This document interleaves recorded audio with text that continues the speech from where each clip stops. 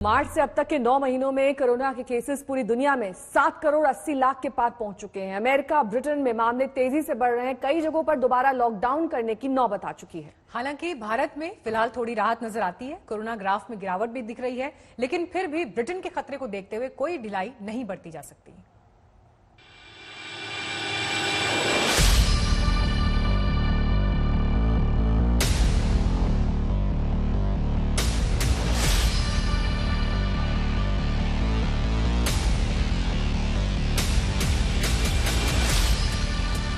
Britain के खतरे से हिंदुस्तान सावधान।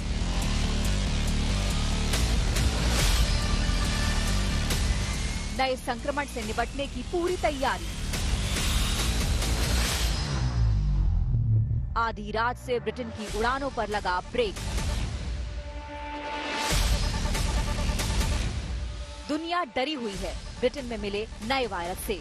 डर है कि वो कोरोना और खतरनाक है। माना ये भी जा रहा है कि 70% ज्यादा तेज रफ्तार से वो वायरस संक्रमित करता है। पूरी दुनिया के साथ चिंता भारत में भी है, लेकिन यहाँ कोरोना के डर से ज्यादा फोकस तैयारियों पर है।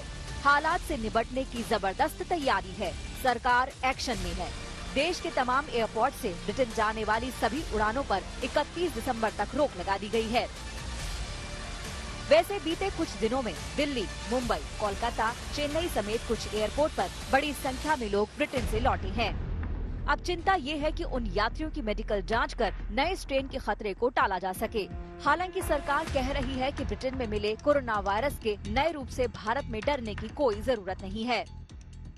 कि हमारे भारत में लेबोरेटरीज ने अब वायरसेस जो यहाँ आइसोलेट हुए हैं उनकी ट्रैकिंग करी हुई है, और हमें जहाँ तक भी हमारे पास डेटा अवेलेबल है उसमें ऐसा सिग्नल, ऐसी म्यूटेशन हमने डिटेक्ट नहीं करी है।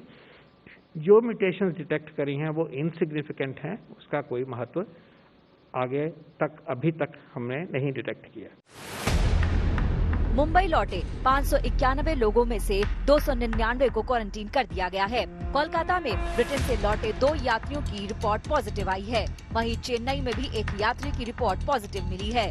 तो दिल्ली में ब्रिटेन से लौटे अब तक 5 मरीज पॉजिटिव पाए गए हैं।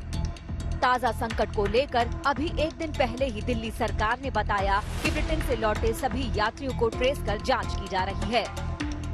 हमने रिक्वेस्ट की थी केंद्र सरकार को कि भाई यूके से आने वाली सारी फ्लाइट्स को बंद किया जाए, और केंद्र सरकार ने फ्लाइट्स बंद कर दी हैं। पिछली बारी जब मार्च अप्रैल में फैला था तब भी यही कारण था कि बाहर से बहुत सारी फ्लाइट्स आई थी, और उन फ्लाइट्स में काफ़ी सारे लोग इन्फेक्टेड दिल्ली आए थे। तो उसकी वजह से जब वो जगह जगह फैल गई थी तो उसकी वजह से काफ़ी फैला था। मैं तो आपके माध्यम से सबको कहूँगा कि सभी लोग अगले कुछ दिनों तक मास्क लगा के ही घर से बाहर निकलें, तो मास्क में ही सुरक्षा है। वैसे दिल्ली इकलौता राज्य नहीं जहां ब्रिटेन संकट से बचने की तैयारी की गई हो।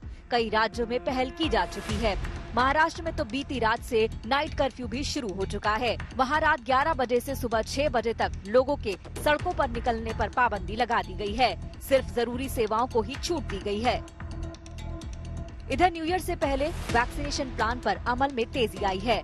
वैक्सीन की जो खेप दिल्ली लाई जाएगी उसे रखने के लिए एयरपोर्ट पर खास इंतजाम किए गए हैं। हम इस वक्त दिल्ली इंटरनेशनल एयरपोर्ट के कार्गो फैसिलिटी के अंदर खड़े हैं, और जो टेम्परेचर इस वक्त यहाँ पर है वो -20 डिग्री सेल्सियस है। जी हाँ, -20 डिग्री सेल्सियस जो तापमान यहाँ पर मेंटेन किया जा सकता है कार्गो फैसिलिटीज के लिए, वो 25 डिग्री सेल्सियस से शुरू होता है और -20 डिग्री सेल्सियस तक जा सकता है। यहाँ पर आप वैक्सीन स्टोर कर सकते हैं। तो ये रेंज है दिल्ली इंटरनेशनल एयरपोर्ट के कार्गो फैसिलिटी का, और -20 डिग्री सेल्सियस तक वैक्सीन के डोसेजेस को स्टोर किया जा सकता है। वेरियस रैक्स जो है वो लगाए जाएंगे और उससे इस तापमान तक यहाँ पर मेंटेन किया जा सकता है। कोरोना के खिलाफ भारत की लड़ाई अहम पड़ाव पर है। यकीन है तेजी से कोरोना का ग्राफ गिरता जाएगा और इस महामारी का अंत हो जाएगा। दिल्ली से मिलन शर्मा, पौलमी साहा और पंकज जैन के साथ आज तक ब्यूरो।